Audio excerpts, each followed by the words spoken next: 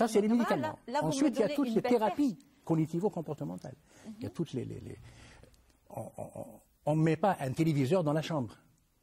On va zapper tout le temps. Ça, là, maintenant, tous les Algériens, pratiquement, ils ont tous un téléviseur dans leur chambre. Oui. Ça va chasser le sommeil, mais d'une manière extraordinaire.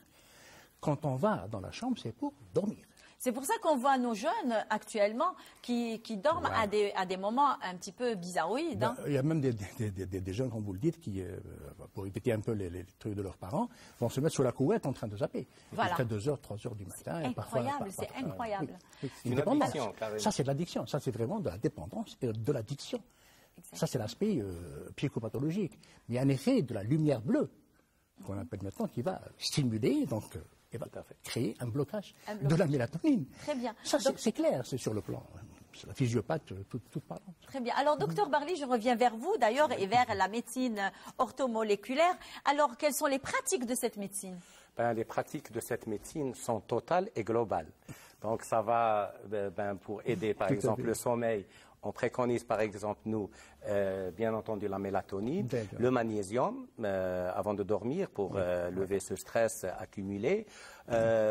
Évaluer le taux de vitamine D parce qu'on a remarqué que toute dépression et anxiété est corrélée avec le taux bas de vitamine D3.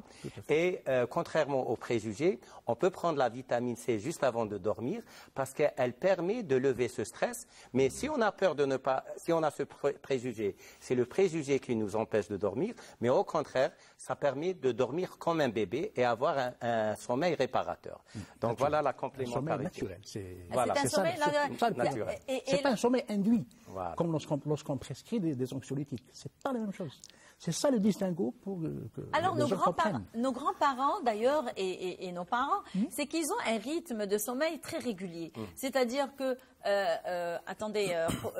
Qomo Bakiran et Nomo Bakiran. C'est ça. Donc nos jeunes maintenant, ils ont complètement on va dire désorienter le sommeil. Donc comment expliquez-vous la différence entre ces deux générations? C'est le mode de vie. C'est le mode de vie. Nos grands-parents, comme vous dites, et nos parents, on s'alliait un peu à la religion, donc le salat et tout. Donc ils se réveillaient tôt. Ils vivaient en synchronie totale avec les éléments naturels. Et surtout, actuellement, c'est tout à fait l'inverse. Nous sommes en train d'agresser. Surtout qu'ils avaient une bonne nutrition aussi. Absolument. Parce qu'on revient toujours vers la nutrition. Absolument. Donc, et comment expliquez-nous, docteur Barli, la nutrition, le jeûne et ses bienfaits? Comme je l'ai dit, c'est-à-dire que le fait de jeûner permet une détoxification de l'organisme. Donc, quelque part, on peut utiliser ce qu'on appelle les trucs multimédia, mais la personne doit contrôler le timing, c'est-à-dire juste pour le nécessaire, et avoir un temps pour lui-même, pour se reposer, pour récupérer, et une nutrition qui est une alimentation saine, variée, colorée et bio, mais sans passer dans l'excès, permet d'avoir tous les apports nutritifs dont l'organisme a besoin et permet une fonctionnalité optimum, donc d'aller vers l'optimisation des capacités, donc travailler bien, se concentrer bien, avoir un sommeil réparateur, profond, qui permet de tout mémoriser, de tout mettre en mémoire, et donc être dans une harmonie globale, ce qu'on appelle holistique du corps, donc l'esprit, donc avec tout ce qui est nutrition, sommeil, corps, et donc ça permet cet équilibre. Et l'orthomoléculaire va chercher, est-ce qu'il n'y a pas, par rapport à cette alimentation, un manque à compenser. Donc c'est pour ça qu'on propose souvent aux patients de faire des petites analyses de magnésium, vitamine D, calcium, pour voir s'il y a des déficits, et faire un interrogatoire. Par exemple, est-ce que la personne a vécu, par exemple, des stress majeurs, des chocs conflictuels qu'elle a vécu dans la solitude? Est-ce qu'il a des maladies chroniques dégénératives? Et la médecine orthomoléculaire a sa place thérapeutique à part entière ou en association avec la médecine allopathique. Et j'aimerais bien rebondir que même pour le Covid-19, la médecine orthomoléculaire a pris l'ampleur qu'elle n'a pas eu avant, puisque à Wuhan, à Shanghai, à Tokyo et à New York et depuis une quinzaine de jours en Algérie, les recommandations orthomoléculaires sont appliquées et donnent d'excellents résultats.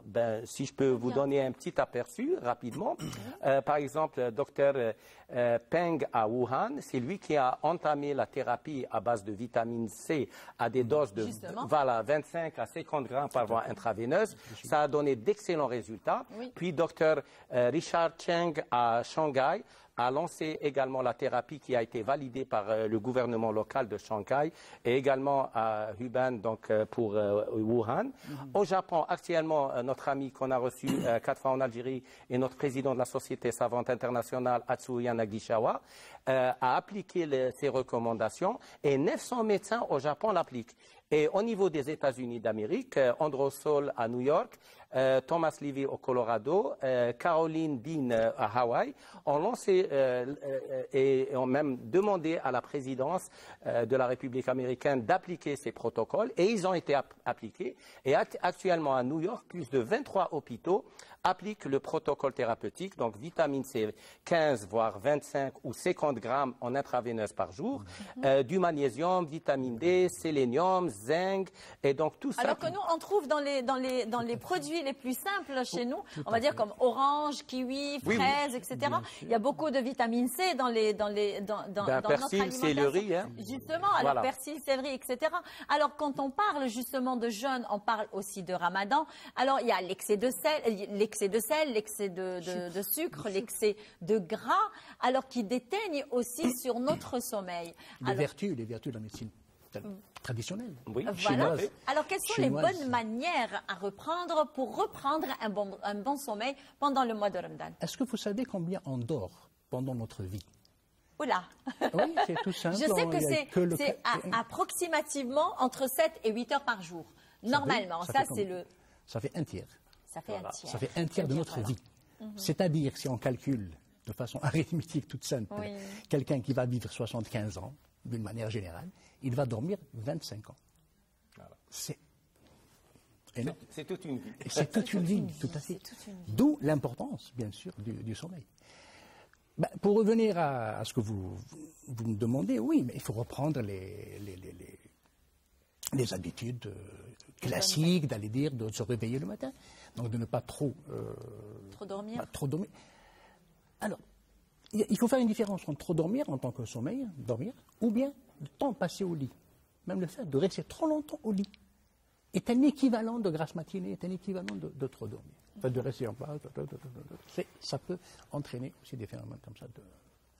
Et donc, ça irait faire du sport et aller au moment de dormir, garder ses habitudes et aller normalement, de façon tout à fait classique, au lit pour dormir.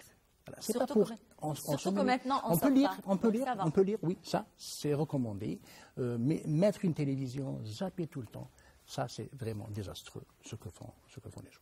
Mais lire, bien sûr, prendre ses enfants, se raconter des histoires, comme nos parents le faisaient, comme nos grands-parents. Pas trop de zilabia, pas trop de chamia. Voilà, bien sûr, donc bien il faut sûr. garder un petit peu les bonnes habitudes. Tous ces excès vont bien sûr être nocifs aussi bien pour et revenir au sucre naturel, c'est le fruit. Voilà. Donc, un dernier mot, messieurs.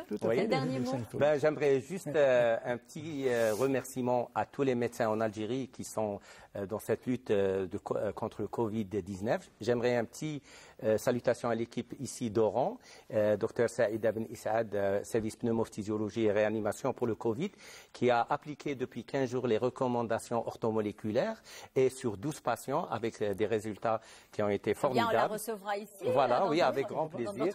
Voilà.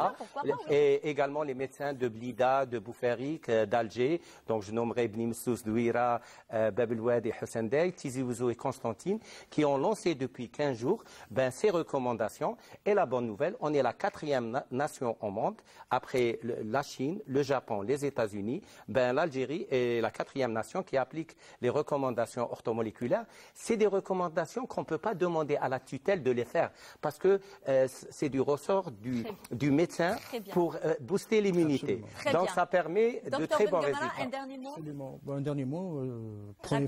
Prenez soin de votre sommeil. Très bien. C'est important. Merci beaucoup, monsieur. Merci, Saharoudankom, et bonne journée. Merci beaucoup. Quant à moi, chers amis téléspectateurs, on vous souhaite de passer une bonne journée sans trop de zlabia, sans trop de chamia, sans excès de gras, ni de sucre, ni de sel aussi. Donc, bonne journée. À très bientôt. À la semaine prochaine. Au revoir.